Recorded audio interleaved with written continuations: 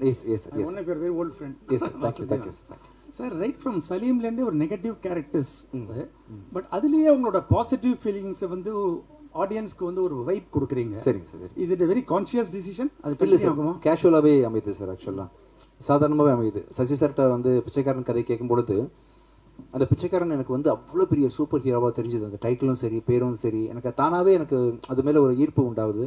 எனக்கு நெகட்டிவாக தோணலை சார். அதை பார்க்கும்பொழுது இந்த மாமையை பார்க்கும்போது எனக்கு தோணலை. ஆக்சுவலாக நீங்கள் படம் பார்க்கும்போது உங்களுக்கு புரியும். Sir thank you sir. நீங்கப்பா எஸ்ப்பா. நீங்கள் தானே இந்த பாகிஸ்தான்? நீங்கள் தான். சரி, கன்னடி கழட்டுங்க சார். நாளைக்கு வேலை போயிட்டு போயிடுவேன். வாங்க சார். வேணாம் வேணாமா சார்? சார் அன்பா கூப்பிட்றோமா? வாங்க. இல்லை வேண்டாம், இல்லை கேமரா இருக்கு. அப்படியா? இருக்கட்டுமே, தப்பா இல்லையே.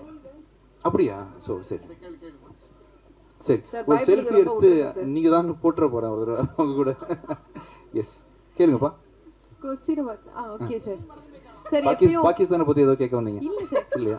எப்பயும் வந்து கிரைம் த்ரில்லர் இந்த மாதிரியான படங்கள்ல வில்லனை இன்ட்ரோ கொடுக்க மாட்டாங்க. பட் இந்த படத்துல தைரியமா வில்லனே சொல்லிருக்கீங்க. சோ இதுக்கு மேல இதை தாண்டி என்ன இருக்கும்? இல்ல, எப்படி கொலை பண்றாரு, எப்படி கொடூரமா கதற அதெல்லாம் நீங்க வந்து அதுக்குதான் ஆக்சுவலாக மேக்கிங்காக தான் நீங்கள் படம் பார்ப்பீங்க இல்லையா? ஒன்லைனா கதை கேட்டிங்கன்னா, பிச்சைக்காரன் கதை கேட்டிங்கன்னா என்ன சொல்லுவாங்க? ஈஸியாக ஒரு அம்மாக்காக பிச்சை எடுத்தான்னு சொல்லுவாங்க. அதையும் தாண்டி ஏன் படம் பார்க்க போறீங்கன்னா, அது ஒரு ஸ்க்ரீன் பிளே எப்படி பண்ணுறாங்கன்ற மாதிரி, எப்படி வந்து பெண்களை தொடர்ந்து கொலை பண்ணுறாரு அப்படின்றதுக்காக நீங்கள் கண்டிப்பாக அந்த படத்தை பார்ப்பீங்க. இல்லைன்னு யாரும் தெரிஞ்சாலும் நீங்கள் பார்ப்பீங்க சார். எந்த எங்கே இருக்கீங்க? கை யார்? எஸ் தம்பி வாங்க உங்களை மாதிரி எடுத்துலாமா அட்லீஸ்ட்? சரி சார். எந்த வித ஹீரோவும் வந்து ஒரு கெட்டப்பை வந்து காட்டவே மாட்டாங்க, சரிங்களா? அது வந்து டேரக்டரும் சரி ப்ரொடியூசரும் சரி அது விரும்பவும் மாட்டாங்க. நீங்க படத்துக்கு தொடர்ச்சியாவே எந்த படத்துக்கு வந்தாலும் இந்த கெட்டப்போட வரீங்க. என்ன காரணம்? இல்ல வந்து இந்த படத்தை ப்ரமோஷன் பண்றதுக்காக பண்றீங்களா? படத்தை ப்ரமோட் பண்றதுக்காக தான் வந்தேன். ப்ளஸ் இன்னைக்கு ட்ரெய்லர் ரிலீஸ் ஆயிடுச்சு. இப்போ இன்னும் ஒரு ஐ திங்க் ஒரு ஹாஃப் அன் ஹவருக்கு முன்னாடி ஆயிடுச்சு. அப்படின்றதுனால எக்ஸ்போஸ் ஆயிடலாமே அப்படின்றதுக்காக தான் நான் நிறைய படத்துக்கு போறேன். இந்த படத்தோட பிரஸ் மீட் வந்து மார்கன் சம்பந்தமானதுன்னு மக்களுக்கு புரியணுன்றதுக்காக அதை கேட்டப்பல வந்துட்டேன். ஆண்டனி சார் வணக்கம். எங்க இருக்கீங்க? நீங்க ரைட் ஹியர். ரெண்டு questions, one to your director and one to you. அவர் தனஞ்சயன் சார் பேசும்போது வந்து he said that உங்களுடைய you already broken even profit, table profit வந்துருச்சு, and anything more வந்து is going to be only a profit அப்படினாரு. அது எவ்வளவு தூரத்துக்கு இதுன்றது தெரியல. So we thought we'll check with you. One. Two, he says that you have 100% track record when it comes to producing films. Every single film of yours வந்து has made a profit அப்படிங்கிறாரு. தமிழ் இண்டஸ்ட்ரியில் நமக்கு எல்லாருக்குமே தெரியும், ஒரு வருஷத்தில் வந்து கிட்டத்தட்ட 400 படங்கள் ரிலீஸ் ஆச்சுன்னா 90% of the films வந்து don't work. இந்த மாதிரி ஒரு சுச்சுவேஷனில் what is it that you're doing right? What is it that the other films are doing wrong? If you can give a tip, that will help. One. முடிச்சிருங்க. ஏன்னா அதுக்கப்புறம் last. ஆமாம், உங்கள் கொஸ்டின் ஒன்றும் இல்லை. ஆக்சுவலாக ஹீரோவாக நானே இருக்கிறதுனால ஹீரோ சம்பளம் கிடையாது, ஃப்ரீ. நானே மியூசிக் பண்ணுறதுனால மியூசிக் டேரக்டர் சம்பளம் கிடையாது. சில படங்களுக்கு எடிட் பண்ணுவேன், இன்ஹவுஸ் ப்ரொடக்ஷனில் எல்லாம் வச்சிருக்கேன்றதுனால ஒரு படத்தை ஆரம்பிக்கும் போது டிஐடி வரைக்கும் என்கிட்டே இருக்கு. ஆக்சுவலாக நீங்கள் ஷூட் பண்ணோம்னா நைட்டே வந்து ஃபுட்டேஜஸ் பார்த்துடலாம்.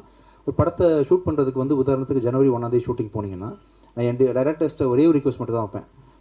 எவ்வளோ நாள் வேணால் ஷூட் பண்ணுங்கன்னு சொல்லுவேன். வழக்கமாக வந்து என்னென்னா ஒரு 50 டேஸில் முடிங்க, 55 டேஸில் முடிங்கன்னு கேட்பாங்க இல்லையா? நான் அதை பற்றி கேட்கவே மாட்டேன். நான் என்ன ஒரு கோரிக்கை வைப்பேன்னா, ஜனவரி 1ஆம் தேதி ஷூட்டிங் போனீங்கன்னா அதிகபட்சம் ஏப்ரல் 2 படத்தை முடிச்சிருங்க. இந்த 120 டேஸ்க்குள்ளே நீங்கள் எவ்வளோ நாள் வேணால் நீங்கள் ஷூட் பண்ணிக்கங்க அப்படின்னு சொல்லி ஒரு விஷயத்த சொல்லிடுவேன். ப்ளஸ் வந்து டேரக்டர் கேட்குறது தான் ஃபைனல்ன்ற மாதிரி என் டீம்கிட்ட எல்லாமே ரிக்வெஸ்ட் பண்ணிடுவேன். ஏன்னா அவங்க அம்மா மாதிரி, ஒரு படத்தோட அம்மா மாதிரி. அங்கே போய் அவர் பிள்ளைக்கு பால் கொடுக்கும்போது இல்லை இவ்வளோ அவுன்ஸ் கொடுங்க, குறைச்சிக்கங்க, கூட்டிக்கங்க நம்ம சொல்லக்கூடாது இல்லையா? அவர் பெற்றவனா அவங்களுக்கு சப்போர்ட் பண்ணுறது தான் நம்மளோட கடமை அப்படின்ற மாதிரி டேரக்டர் கருவை சுமந்துட்டு வராரு. நம்ம ப்ரொடியூசர் நம்ம வேண்டியதெல்லாம் பண்ணி கொடுப்பான்ற ஒரு நம்பிக்கையோடு வரும்போது அவங்க அந்த இடத்துல கிளாஷ் பண்ணாமல் அவங்களுக்கு முடிஞ்ச வரைக்கும் சப்போர்ட் பண்ணிட்டீங்கன்னா நடுவில் உள்ள மிஸ் அண்டர்ஸ்டாண்டிங்கு, டைம் டேக்கிங் அதெல்லாம் ஆகாதுன்றதுனால ஒரு 4 மாதம் ப்ரொடக்ஷன் அண்ட் ஒரு 3 மாதம் அதிகபட்சம் வந்து போஸ்ட் ப்ரொடக்ஷன் அப்படின்னு. இப்போ வட்டிக்கு போகிற பணம்லாம் கொஞ்சம் சேவ் ஆகும்.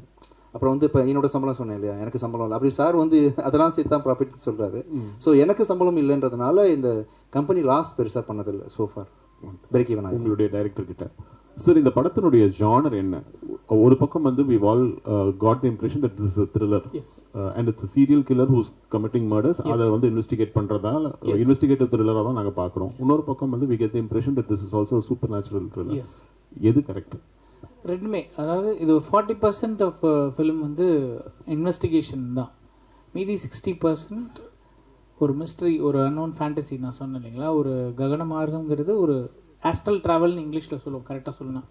அந்த மாதிரி ஒரு விஷயத்தை தான் மையப்படுத்தி எடுத்திருக்கோம். அதில் லாஸ்ட் ஷார்ட் ட்ரெய்லரில் இருக்கும் அவனுடைய ஆஸ்ட்ரல் பாடி ரிலீஸ். அது ஒரு ஹிண்ட் தான். ஸோ ஏன்னா எனக்கு சினிமா பிரம்மாண்டமாக பார்க்குறதுக்கு இந்த ஃபேண்டசி வந்து எனக்கு ரொம்ப பிடிச்ச ஜானர். ஸோ அதையும் இதையும் ஈக்குவலாக ஒரு கரெக்டாக டீல் பண்ண ஒரு ஸ்க்ரீன் பிளேவாக வந்திருக்கு படம். சார் இங்கே எஸ் எஸ் கங்க்ராச்சுலேஷன்ஸ், ரொம்ப நல்லா வந்திருக்கு. Thank you thank you. உங்களுக்கு எந்த ஜானர்ல நீங்க படம் எடுத்தாலும் அதுல ஒரு ஸ்பிரிச்சுவல் டச் வச்சிருக்கீங்க. Okay okay. அது எதனால? நான் வந்து பேசிக்காக வந்து மதம் சாராத ஒரு ஆள். ஆக்சுவலாக பேரளவில் விஜய் ஆண்டனி ஜாதி மதம்லாம் இருக்கக்கூடாது உலகத்தில் அப்படின்னு நினைக்கக்கூடிய ஒரு ஆள். நல்ல விஷயங்கள் எல்லாத்துலேயுமே இருக்குது அப்படின்றது தான் என்னோட இது. எல்லாத்துலேயுமே நம்ம பார்க்குற சந்திக்கக்கூடிய ஒவ்வொருத்தர்கிட்டையும் உங்ககிட்ட எல்லார்ட்டையுமே ஒரு எனர்ஜி இருக்குதுன்னு நினைக்கக்கூடிய ஒரு ஆள் தான். எல்லாத்தோட நம்பிக்கையும் மதிப்பேன், எல்லாரையும் வேல்யூ பண்ணுவேன் அப்படின்ற மாதிரி சில குணங்கள் இருக்குது எனக்கு. ஆட்டோமேட்டிக்காக நல்ல விஷயங்கள் ரசிக்க தெரிஞ்சதுனால நல்ல கதையை கொடுத்தாரு, ரசித்தேன். சசி சார் ஒரு கதையில் ஆட்டோமேட்டிக்காக ஒரு ஸ்பிரிச்சுவல் வேல்யூ இருந்துச்சு. கடைசி ₹1 முருகன் சாமிக்கு போடும்போது வந்து அம்மா பிழைச்சாங்க, சலீமில் இருந்துச்சுன்ற மாதிரி எல்லாத்தையுமே நான் ஒன்றா பார்க்குறேன். தனித்தனியாக எதையும் பிரித்து பார்க்க தெரியல எனக்கு. அப்படின்றதுனால என்ன அறியாமல் சில ஸ்பிரிச்சுவல் விஷயங்கள் வந்து இருக்குன்னு நினைக்கிறேன். ஏன்னு தெரியல, தானாக வந்து அமைதி தெரியல. Sir Vijay Antony sir, yes sir, yes yes yes sir, வாழ்த்துக்கள் sir. Thank you thank you. Hero Vijay ஆண்டனியை அடிக்கடி பார்க்க முடியுது. மியூசிக் டைரக்டர் விஜய் ஆண்டனி ரொம்ப மிஸ் பண்ணுறோம். மதகஜராஜா கூட அவ்வளோ ஒரு வைப்ஸாக இருந்தது.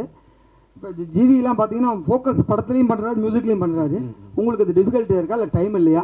இப்போ கொஞ்சம் நடுவில் கொஞ்சம் ஃபோக்கஸ்ஃபுல்லாக எடிட்டராக இருந்தேன் சில படங்களுக்கு. நான் நிறைய ப்ரொடக்ஷன் இருந்துச்சு அப்படின்றதுனால கொஞ்சம் பண்ணலை.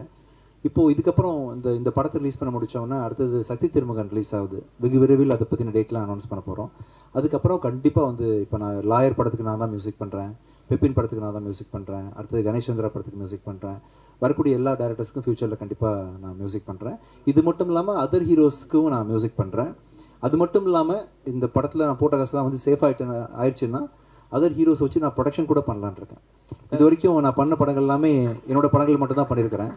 ஸோ எனக்குன்னு சில மீட்டர் இருக்குது, இந்த மாதிரி தான் இருக்கணும், இப்படி தான் இமேஜ் இருக்குன்றதுனால என்னோட நிறைய பேர் என்னால் என்கரேஜ் பண்ண முடியறதில்லை. அதர் ஹீரோஸை வச்சு பண்ணலாம் அப்படின்ற முடிவு நான் இப்போ எடுத்திருக்கிறேன். ஸோ இந்த இயர் வந்து அதுக்கான என்னோட ஃபினான்ஷியல்ஸ் எப்படி இருக்குன்னு பார்த்துட்டு கண்டிப்பாக நிறைய ஹீரோஸ் கூட நான் ஒர்க் பண்ணலான்னு மியூசிக் டைரக்டராகவும் சரி ப்ரொடியூசராகவும் சரி கண்டிப்பாக பண்ண போகிறேன். Sir Vijayandi sir. Yes sir, yes yes sir.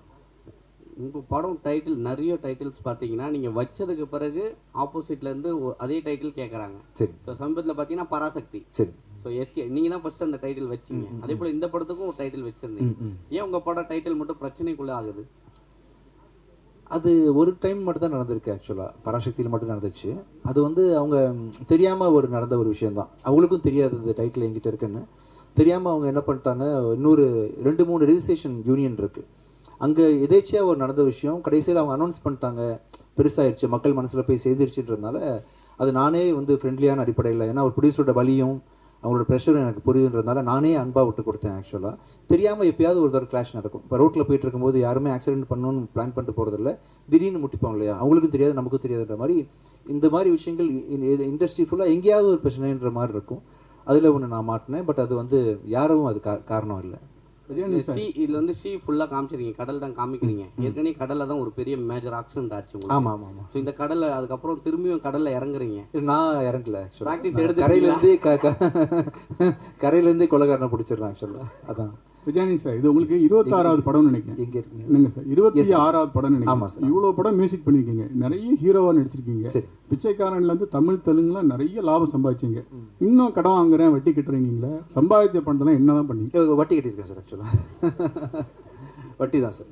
Sir Tamil இண்டஸ்ட்ரியில வந்து ஃபியூச்சர் நேச்சுரல்லாம் வந்து மேக்ஸிமம் வந்து படம் வந்து எடுப்படாது, சரிங்களா? ஆனால் நீங்கள் எடுக்கிற படம் எல்லாமே டைட்டில் பார்த்தீங்கன்னா பிச்சைக்காரன், கொலைக்காரன். ஸோ இந்த படத்தை அது மாதிரி அச்சு நொறுக்கலாம்னு யோசிக்கிறீங்களோ? இது இந்த மாதிரி சரியா எனக்கு வந்து நெகட்டிவ்னு லைஃப்ல இல்லவே இல்லை.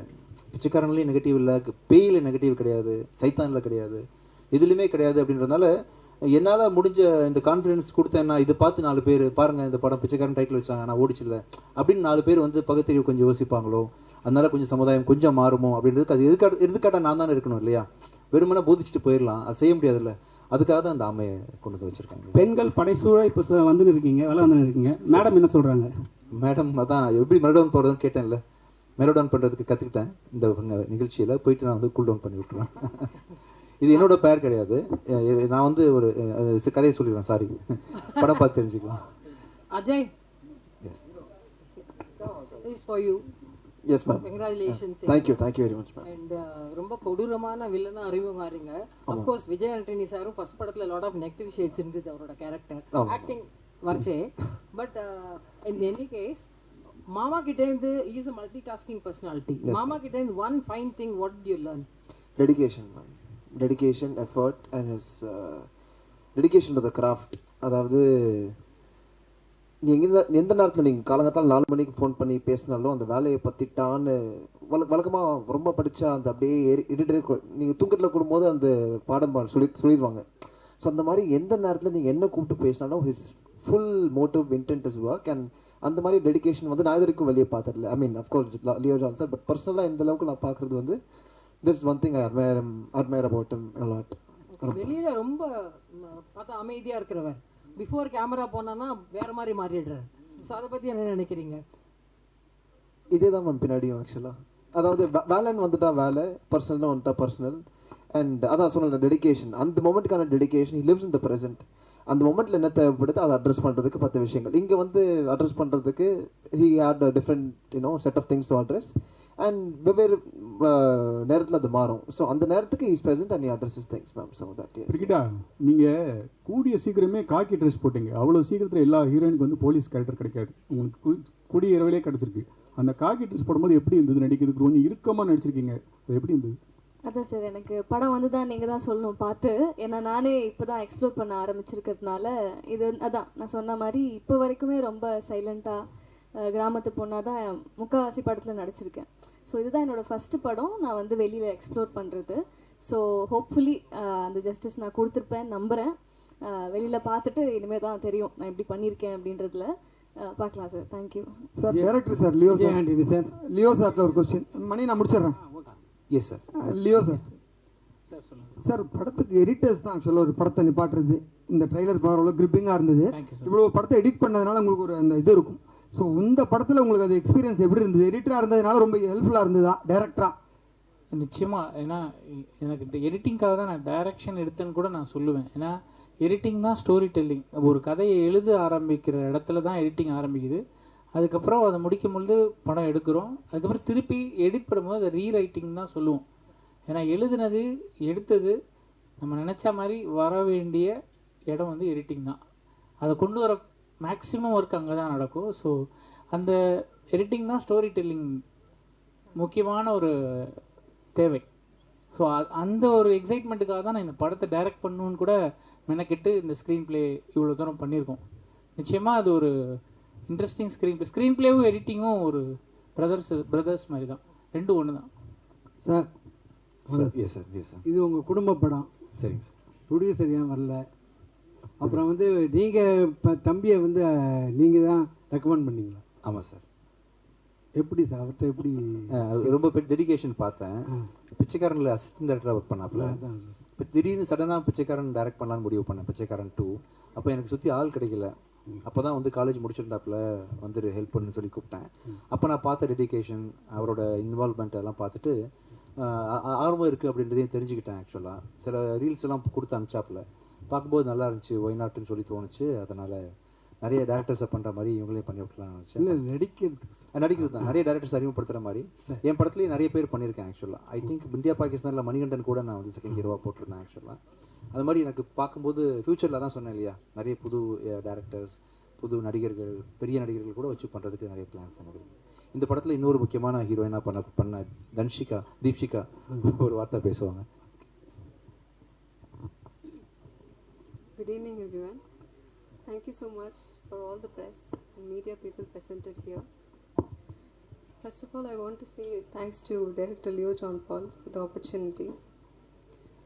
நம்ம எல்லாருக்குமே தெரியும், he's one of the best editor in Tamil we have.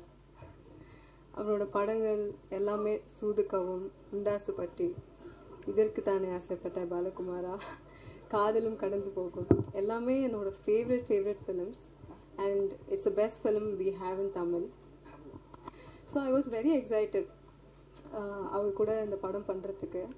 and he's a very dedicated director too, and he will shine as the best director too in Tamil. Vijay Antony sir ஒரு நிமிஷம் ஒரு சாரிங்க, இவங்களை பற்றி நான் மேடையில் பேசுகிறது தவறிட்டேன். 2 விஷயம் மட்டும் அவங்கள பற்றி சொல்லிடுறேன், ஏன் இவங்களை கேஸ்ட் பண்ணோன்னு. அஜய்க்கு ஒரு லவ் பேராக இவங்க முக்கியமான ரோல் பண்ணியிருக்காங்க. அவங்கள சாய்ஸ் எடுத்து 2 ரீசன். ஒன்று வந்து ஸ்க்ரீன் ப்ரெசன்ஸ் பயங்கரமாக இருக்கும், நீங்கள் பார்த்துருப்பீங்க. 2வது தமிழ், அருமையான தமிழ் பேசுவாங்க. இது 2 விஷயம் தான். தமிழ் தெரிந்த ஹீரோயின்கள் ரொம்ப கம்மி. எங்கள் படத்தில் 4 ஹீரோயினுமே தமிழ் நல்லா தெரியும். ஸோ அதனால தான் அவங்க இந்த படத்தில் எல்லாருமே நடிச்சிருக்காங்க. விஜயாண்டனி சார் தம்பி யார் இங்கே இருக்கீங்க? ஆக்சுவலா இங்கே தொடர்ந்து பார்த்தீங்கன்னா இப்போ தமிழ்நாட்டில் ஒரு நிமிஷம், இவங்க இன்னும் பேசி முடிக்கல, ஒரு நிமிஷம். So thank you, Leo sir, and thanks to the production company. Such a passionate film production company. நீங்கள் எல்லா படமும் பார்த்தீங்கன்னா ரொம்ப சூஸியாக அண்ட் ரொம்ப கண்டென்ட் ஓரியன்டாக பண்ணுறாங்க. அண்ட் சாரோட ஒர்க் பண்ணது எனக்கு ரொம்ப happy. It's a very humble man to work with. And இந்த படத்தில் எனக்கு நிறைய நல்ல எக்ஸ்பீரியன்ஸஸ் இருக்குது. நான் இந்த படத்தில் அஜய்க்கு பேரா பண்ணியிருக்கேன். அஜய் இந்த படத்தில் நிறைய எஃபர்ட்ஸ் போட்டிருக்காரு, நிறைய ட்ரைன் பண்ணியிருக்காரு. ஸோ June 27th இந்த படம் தியேட்டருக்கு வருது. You all love the film. So please watch it in theatre. Thank you so much. நன்றி சார்.